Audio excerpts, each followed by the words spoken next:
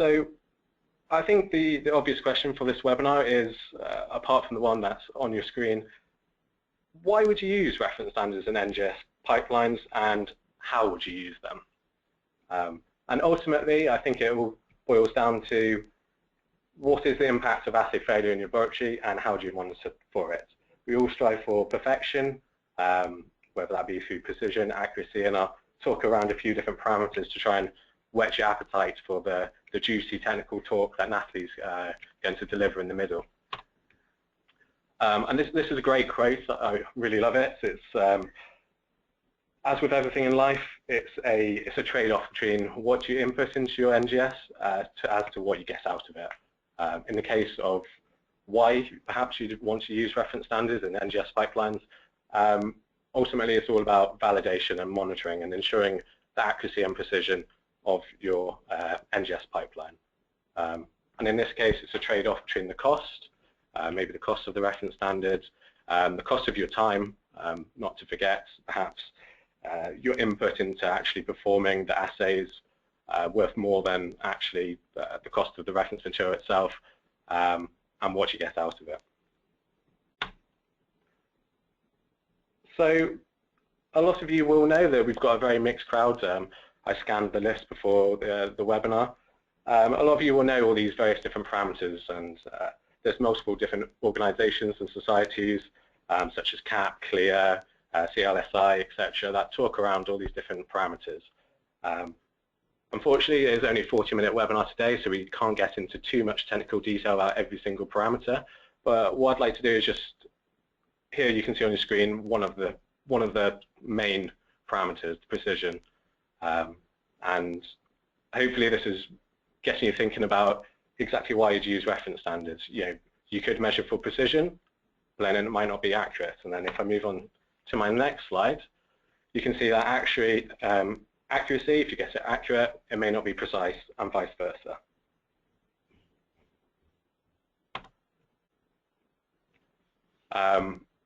This is another great piece of data which we use quite a lot here at Horizon.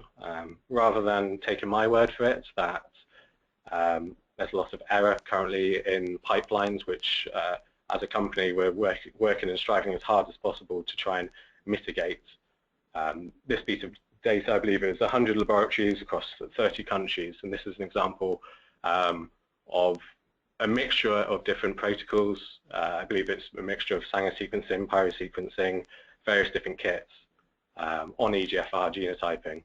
And you can see here the average percentage of results which are incorrect was about 30%. And this, to us here at Horizon, is very alarming. And this is the reason why we are involved in the reference standards business, to try and drive the precision, the accuracy, the robustness, and drive up all the parameters of the assay. And so before I do hand over to my colleague Natalie on the next slide, I'd like to put this one up here and to really show where we believe and we feel reference standards and reference materials fit into the workflow, albeit from tumor sampling, DNA extraction, all the way through to library preparation and bioinformatics. And at the end, I'll draw the webinar to a conclusion and go through actually the various different reference materials we have for all the various different parameters of the assay which you perhaps may be interested in validating and monitoring. So without further ado, you're probably here to listen to my colleague Natalie more than I. She is the technical specialist in next generation sequencing, having a wealth of experience in RNA-seq in her previous job. And actually, I believe she's just got the new position here at Horizon as the NGS product manager. So I'll pass you over to Natalie, and if you've got any questions, please do pop those in the box on the right-hand side.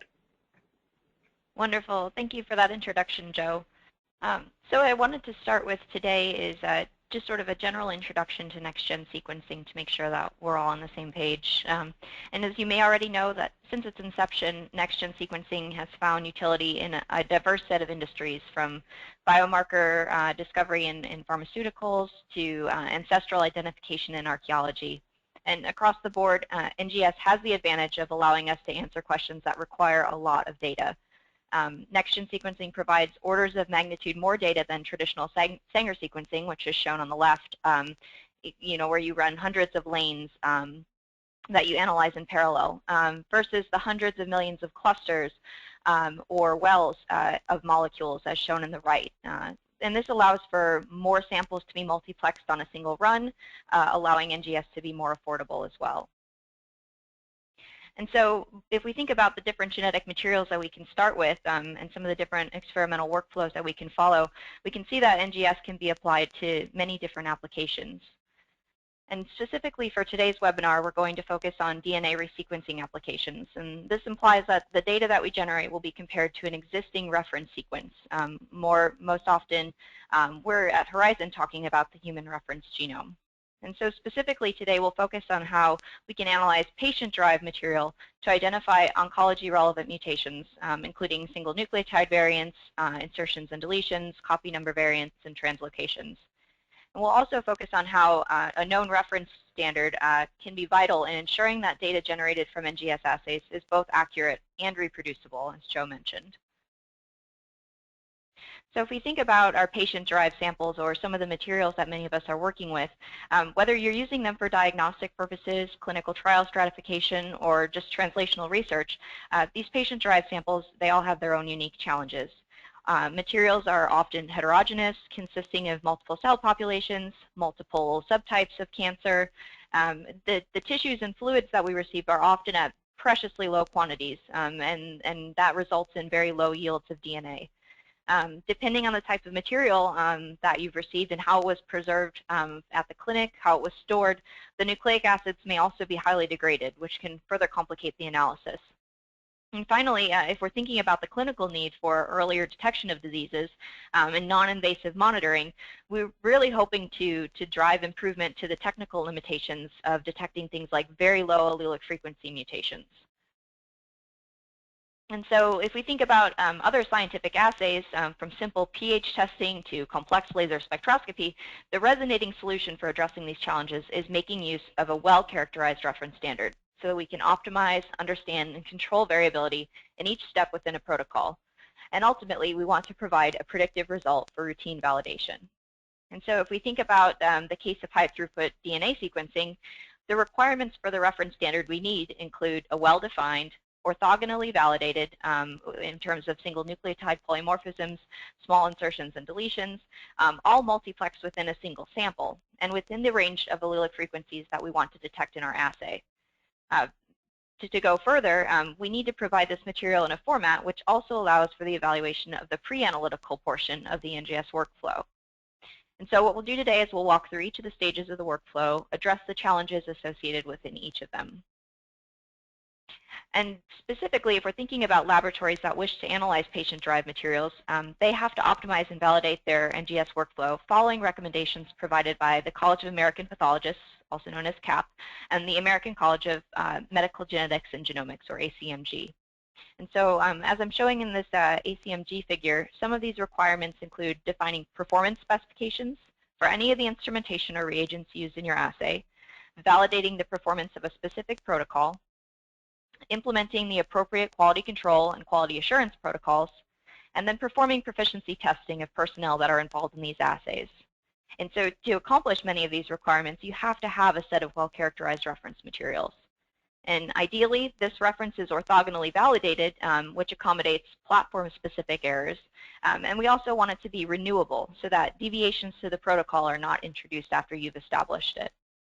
And even outside of the realm of clinical testing, these requirements that I mentioned really also constitute good practices, which if you implement, it will help make your NGS assay more robust and reliable. And so we'll start walking through each of these stages of a typical NGS workflow, and we'll start from the DNA extraction phase. So here at Horizon, we took some time to decide what DNA extraction method would work best in our laboratory, and it's very similar to what you would do perhaps when you're evaluating protocols in your lab. And what we saw is that there is significant variability in the quantity of DNA recovered from an FFP extraction, depending on the extraction kit used, as you see in this comparative analysis. And so even for some of these diagnostic grade kits, you may be able to optimize certain parameters before you establish your approved protocol that you'll follow in your laboratory. Things like incubation periods, temperatures, elution volumes, these can all play a pretty significant role in whether or not the DNA that you extract is of sufficient quantity, quality, and concentration for your assay. So during your protocol optimization, if you have a well-characterized reference standard that you know the quantity and quality presented in the same format as the patient sample that you're going to receive, such as FFP in this example, this is ideal to evaluate how any modifications to your protocol affect your downstream DNA yield. And so importantly, making use of renewable reference standards ensures that this optimization may be performed not only at the beginning of assay design when you're perhaps evaluating kits, but even after you've selected a kit in a protocol. If you use a reference standard for routine monitoring, this ensures that you don't introduce inconsistencies due to lot-to-lot variability of reagent kits or perhaps user error.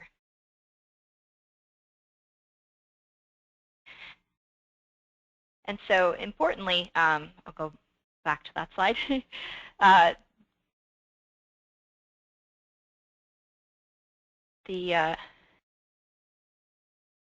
Sorry. We will move on to quantification. There we go. The DNA quantification after you've extracted your material is very important. And it's not just quantifying the material, but also qualifying it. Accurate DNA quantification is imperative to ensure that the appropriate amount of material is input into your downstream sequencing library preparation, as well as to understand the theoretical allelic frequency thresholds, but we'll come back to that later. And so, as shown in this figure, across measurements collected by different laboratories, there is notable variability between the DNA quantified spectrophotometrically, for example, by a nanodrop instrument, versus fluorometrically, in this case, by a qubit instrument. And while spectroscopic methods provide adequate estimation at concentrations higher than 10 nanograms per microliter, we know that fluorometric quantification will arguably be more specific, measuring only the DNA in the sample that is accessible to the intercalating dyes, which makes it more accurate for quantification. So that being said, spectroscopic analysis also has other utility in evaluating DNA quality. You can use spectroscopic analysis to determine the 260/280 and the 260/230 ratios, which can provide you insight into potential contaminants in your sample, which may affect your downstream library preparation. And so finally, the level of fragmentation, which is also, often identified by the DNA integrity number, or DIN value, this may also affect downstream sample processing. And so Horizon offers reference standards in multiple formats, designed to mimic these samples fragmented by formalin treatment or isolated from fluids, such as cell-free DNA. And having standards which reflect the actual state of your samples for analysis can help you select the appropriate equipment. It can help you set standardized quality and quantity thresholds to ensure that your protocol yields actionable data and therefore minimizes assay failure with your irreplaceable patient samples. And so once you've determined some general thresholds and expectations for the DNA quality and quantity that your samples will yield, this will then influence the library kit or the protocol that you choose to implement. And while our knowledge of the human genome has been significantly enhanced since the completion of the Human Genome Project, there are still many regions of the genome that are either not well understood or are highly repetitive. And as such, it's often preferred to interrogate a reduced representation of the genome, focusing specifically on the exonic regions or smaller targeted regions of interest with short 100 to 300 base pair sequencing reads. And given the high throughput nature of NGS, multiple samples may be multiplexed on a single sequencing run, making each assay more affordable and therefore efficient. And there are two primary ways of approaching targeted sequencing: a solution-based enrichment, which I have shown on the top left figure, using probes to capture specific regions, and then targeted PCR to generate short amplicons, which is demonstrated by the bottom right figure. So both of these capture and amplicon-based libraries, the sample input must be tuned to meet the needs of the protocol. And so when we think about this, capture-based experiments generally require higher input, although Agilent's SureSelect and the Illumina Nextera kits are both pushing this down from the normal 200 nanograms to 50, from the normal microgram input down to 200 nanograms and to 50 nanogram input respectively, which move these really into the same range as amplicon library protocols. And as we'll discuss later, this input amount is very important because the amount of material and the unique molecules that are generated during library preparation will affect the limit of your allelic frequency detection. And so reference standards can play an integral role during protocol optimization of sequencing library preparation. It's ideal to have a standard that mimics the concentration and the genomic diversity of your actual clinical sample, ensuring that there are no competing regions for probe or primer binding, and that the input quality, quantity, and concentration yields are optimized for your library output. This can be achieved using an appropriate reference standard. And Horizon reference standards are all derived from genomic DNA from human cell lines, which makes them more realistic than plasmids or synthetic standards when you're in this stage of your protocol. And so finally, once we have our libraries ready for sequencing and we've optimized up to this point in our assay, then we're ready to put them onto a sequencing platform. And sequencing output, read length, runtime, quality of sequencing data, all of these different parameters continue to improve across all of the commercially available platforms. Two of the most common benchtop sequencers include the MiSeq from Illumina and the Ion Torrent PGM from Life Technologies. And while both of these have certain advantages and disadvantages, both have found utility for the analysis of patient-derived samples. One of the most important areas of optimization that directly impacts the detection limit of your assay is the sequencing depth or coverage. If sufficient coverage of the positions of interest are not achieved during sequencing, it may be very difficult or impossible to interpret the results. However, each individual laboratory may find that their instrumentation performs differently and will result in a different limit of detection. And so what I'm showing here is that from these results from 3 different laboratories, sufficient average coverage does not guarantee detection. This definitely demonstrates the need for optimization in your own laboratory with the techniques and the instrumentation that you're using for your own assays. So you'll see here that even though partner C had over 5,000x coverage, there were some regions at 2%, 1%, and 5 or 6% that were unable to be detected in their hands. And so if you're thinking about this on a more routine basis, having a positive reference control to run alongside your patient samples is also useful. It allows for confirmation that unexpected results or any variability that you observe are biological in nature and not inherent to your protocol. For example, if a patient sample performs poorly or does not yield the expected results, the use of a positive reference standard will confirm whether the protocol was performing as expected and the result is real, or if there are protocol errors which must be addressed. And while Sanger sequencing has often been considered the gold standard for validation, it's becoming more commonplace to validate detected mutations and their allelic frequencies using a second NGS platform or an entire new sequencing workflow. And this is especially true when allelic frequencies are outside the limit of detection of Sanger sequencing, for example, at below 20%. And additionally, this parallel confirmation will also help to account for inherent biases associated with each platform. For example, homopolymer errors in Ion Torrent and 454 sequencing. So to briefly wrap up the NGS workflow, I'll mention the role bioinformatics analysis can play in introducing variability. We have another webinar on our website that discusses this in a bit more detail. So if you're interested in more of the bioinformatics side of things, please check out that webinar. So for both benchtop sequencers, the researcher has the option of using the on-machine analysis software, which is very user-friendly. However, depending on the goals or the flexibility of your assay, a researcher may choose to use an external off-the-shelf software package or a custom-developed pipeline. And these different informatics protocols may vary in parameters such as the alignment stringency or how closely a sequence must match the reference sequence. They may differ in the threshold of coverage required to make a variant call, such as requiring that the position must be sequenced at a coverage of 4x or greater in order to make a confident call. And for parameters such as these, it's very important to evaluate how changes to this pipeline will affect your final data output. An example of how much it really does affect your data output is the results that we see here that were compiled by the Genome in a Bottle Consortium. By analyzing the same data using these different software packages, the authors observed significant variability in the resulting variant calls, with only a small portion of them being shared by all pipelines. About that 60% region there in the middle. And as we discussed for the molecular side of the assay, if we have a well-characterized reference standard with known allelic frequencies, this allows us to ensure that the informatics are not introducing unwanted bias, and that when we make a change to the pipeline over time, such as when the software is upgraded, this doesn't affect our downstream results, and we can make comparative predictions. And so finally, after we have analyzed data, we move into interpreting that.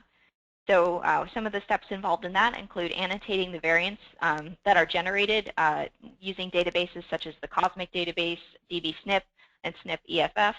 And these can help impart additional information about the clinical relevance of the mutations that we identify in our assay. And so after generating this list of annotated variants, it's often valuable to combine replicate data, such as from another clinical test, say tumor versus blood, and things like that. If you also have positive and negative control data or any relevant patient metadata, that will also help you with your interpretation. And of course, having experimental replicates from a single patient, as we just discussed, different tissue, different fluid types, this can really help confirm observed variants and impart statistical confidence. Our next slide, there we go.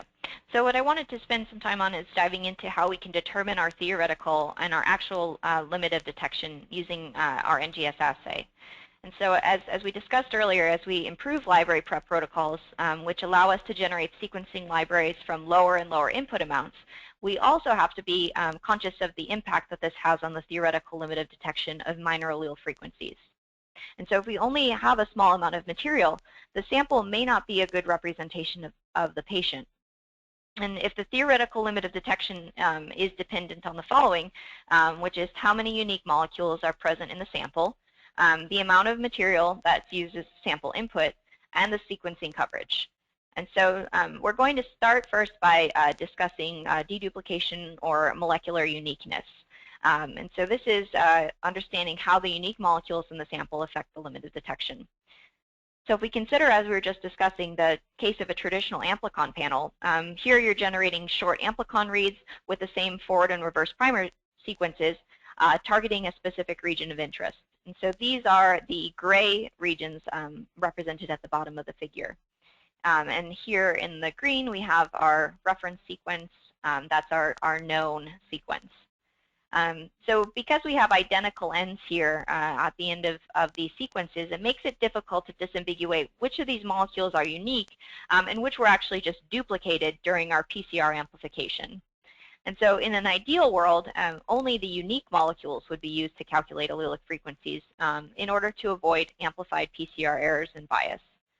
And so when we think about capture-based libraries, which are represented here with the navy reads, we overcome this issue because the DNA is first randomly sheared, which generates random start and stop sites that can be disambiguated or deduplicated. However, as we mentioned earlier, the input amount required for these capture-based libraries is generally higher, and so it's not ideal for all sample types. And so to move on to the second point, how the input amount influences the lowest possible allelic frequencies that may be detected. So essentially, the important point to remember is that it's not possible to cover a position of interest more times than you have copies of DNA in your biological sample. So it's common for an informatics pipeline to remove PCR duplicates and then require a minimum of 4 reads to show the mutation of interest in order to make a confident variant call. This would be so that if we have 1 read that shows a variant and it is just an error, a sequencing error, we're not propagating false positives through our analysis. And so if the number of copies of DNA present in a sample is estimated to be 3.3 picograms for a single haploid copy, then for DNA samples of 10 nanograms, the theoretical limit of allelic frequency detection is 0.12%, as shown in the equation on the slide. And so if we think about this, as the input amount increases, your theoretical detection limit increases. And so it's important to note, though, that this is really only a theoretical calculation. And when you factor in the experimental noise of the assay, your actual limit of detection will be much higher. And so you really want to be conservative when making these estimations. And so finally, the sequencing coverage that you target also plays a role in the limit of detection of the assay. And so if we're not limited by input material, and we have plenty of material to use to input into our assay, then the denominator of the above equation is not limited by molecules, but it rather becomes reads exclusively. So we can cover that position as many times as we'd like. So assuming we require, again, that 4 reads contain our mutation of interest, then in order to achieve a detection of allelic frequencies, for example, of 0.01% or lower, we have to sequence that position at least 40,000 times, so 40,000x average coverage. And so importantly, this average coverage distribution is not even across the sample. And so it may actually be necessary to sequence significantly deeper to achieve coverages of 40,000x at your position of interest. And so if we use reference standards when we're evaluating this and we're testing whether or not our coverage and our protocol allows us to achieve the limit of detection that we desire, using our reference standard, it can help you determine this without using the patient samples that are very precious and you don't want to waste. And so I wanted to walk through how we would suggest performing a limit of detection assay with our mutant and matched wild type reference standards. So here we're making use of our single engineered mutant standards and their corresponding wild type, which are shown with different colored lid caps in this table. So what you can do is you can generate a set of samples where the concentration of your mutant is serial diluted to the lower limit of detection you wish to achieve. And so the example that I'm showing here, we're starting at 20% allelic frequency. We're diluting down to 1%, and then we're also running the mutant, the wild type independently, which would be considered 0% mutant or 100% wild type or our negative control. And so you can make this serial dilution, run each of these standards on your assay. And so here would be some example results. If you had taken these through your NGS workflow, you would be able to determine if your assay was able to detect down to the lower allelic frequency. And so in the example that I'm showing here, the 1% dilution was not detected by the NGS pipeline. And so therefore, we know that we can't confidently detect any mutants beyond that 5% allelic frequency threshold that we did accurately detect here. And so the other option for evaluating your limit of detection is to use a multiplex reference standard. And so at Horizon, we have the TrueQ multiplex series, which contains multiple mutations in a single standard. And so these standards include common mutants covered by oncology panels, including EGFR, KRAS, NRAS, BRAF, and they're at defined frequencies of either 5%, 2.5%, or 1.25%.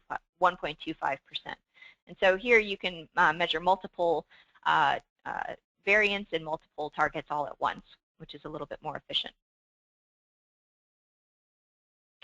And so as I alluded to earlier, the other exciting thing that we're doing is we're changing the format of the standards that we provide. And so for our quantitative multiplex reference standard, which is another multiplex reference standard, we have 11 validated positive mutations within a frequency range of 24% to 1% allelic frequency. And so the same mixture of DNA is available to be either extracted or used directly as genomic DNA. And so the first standard is the HD701, which is multiplex DNA. It's a high molecular weight DNA extracted directly from cells. So no formalin treatment. You can see here on the tape station assay that it would be very high molecular weight, likely above the HD200, which I'll introduce later. The other option is our HDC751, which is formalin compromised DNA. So these the cells have been harshly treated with formalin, which results in high DNA degradation. And so that's lanes 3 and 5 here. You can see that the DIN numbers are very low. DNA integrity numbers are very low. And then we have the HD200 option, which is our engineered cell lines formalin fixed and embedded in paraffin. Again, this is a mild formalin fixation, so the molecular weight is going to be high, and which is really the best case scenario for optimizing your extraction protocols. And reference standards are of different formats like this are very important for addressing some of the up-and-coming challenges that we're facing, especially people who are adopting NGS for clinically relevant analysis. And so another example of this would be cell-free DNA, which we'll have more information about coming soon. And in these patient samples, we have copies of disease-relevant mutant DNA at very low concentrations relative to the healthy or wild-type DNA. Other examples include early detection of organ rejection following transplantation, prenatal non-invasive analysis, and disease monitoring during treatment. And so we have to have these fragmented materials in order to understand how they perform differently in our NGS assay, and areas which we should consider is variability in primer binding, how they amplify, exclusion during size selection, which results from the high fragmentation. And so because we offer genetically equivalent multiplex standards in varying formats, from the high molecular weight and the high DNA integrity number to formalin compromised and fragmented DNA with low DINs, this allows you to understand how all of these different variables affect your assay. And I wanted to show this great data that was performed by Dr. Matthew Smith at the Molecular Pathology Diagnostic Service of the University Hospital Birmingham, where he compared some of the different available formats that we have of the quantitative multiplex reference standard side by side in an assay. And so his NGS assay made use of the QIAGEN Actionable Tumor Panel. He sequenced it on the MiSeq platform, and he used the CLC Cancer Workbench for analysis. And so what we're showing here in this table and plot is it highlights the mutations and the frequencies detected for those different quantitative multiplex standards. So we have, again, the HD701, which is the high molecular weight genomic DNA extracted directly from the unfixed cells, HDC751, the formalin compromised genomic DNA, and then HD200, the mildly fixed and paraffin embedded cells ready for extraction. You'll see that the detected frequencies across the reference types are measured accurately for nearly all of the mutations. And what's even more impressive is that the frequencies for the mutations are also similar across formats, even for the lowest allelic frequencies. And there's not significant variability between the DNA extracted at Horizon and shipped as gDNA, which is the red bar, and the DNA extracted from FFPE by the Smith lab, shown in purple. And Dr. Smith mentioned that he's observed very impressive consistency between replicates, which enables him to use these standards as a QC benchmark for each of his NGS runs. And so thank you again to Dr. Smith for allowing us to share this data today. So to summarize, having a single reference standard in multiple reference formats is imperative for evaluating how things like sample fragmentation will affect your results that you achieve in your assay. And it also helps you to pinpoint where protocol problems may be occurring. And so as we're continuing to push NGS to its theoretical limits, it's very imperative that the performance of protocols are evaluated with known standards before implementation into clinical workflows. And while scientists were continually working to optimize assay parameters for the sake of efficiency and accuracy, it's perhaps even most necessary when the outcome of an assay can affect downstream stratification, diagnosis, or treatment of patients. And so we hope that reference standards continue to play a key role in engineering checkpoints for validation into your NGS workflow, from your pre-analytical steps all the way through your informatics analysis. And if you use them for routine validation, it helps to ensure consistency between the reagent lots and the personnel working on the assay. And if we have a reference standard that's used across multiple laboratories, multiple workflows, we can share this data and use it to improve platforms, kits, protocols, and assay development overall. And so with that, I will hand it back to Joe. So what I'd like to do here is really draw the webinar to the conclusion, and we'll answer questions and answers just after a couple of slides that I have remaining. So hopefully that's given you a flavour as to how perhaps you'd use our reference standards and why the need for our reference standards is out there. I guess my other question to you is when do you use the reference standards? Do you use them now? Do you use them in a year's time? Do you use them every single day, or would you use them perhaps just for validation? And I think this the slide I put up here is from CAP and the links there. And really, there's a lot of guidelines and guidance out there. But here at Horizon, we really support you in what you do. So the bullet point on the bottom here, taken from CAP's presentation, is remember, you're responsible for everything. And I think that's quite a lot of responsibility they're putting on your shoulders. And we like to think here at Horizon that we're really supporting you in exactly what you're doing. My final slide of the webinar, and then we'll take questions, is something that Natalie alluded to, earlier in the presentation. So we do have this product, the Quantitative Multiplex Reference Standards, which we've took into 3 different formats to really test all those different parameters I talked about at the beginning of the webinar. Whether you're looking at DNA extraction, your quantification, you'd be looking at the FFP. If you're looking at, you want to understand the effects of formalin, you'd look at the formalin compromised DNA. And perhaps then if you're looking to incorporate it on a routine basis, or you're really pushing the boundaries of your limit of detection, look at the genomic DNA. And if you go on our website, www.horizondx.com, all of these products, you type in the product code and you can read a lot more information about it.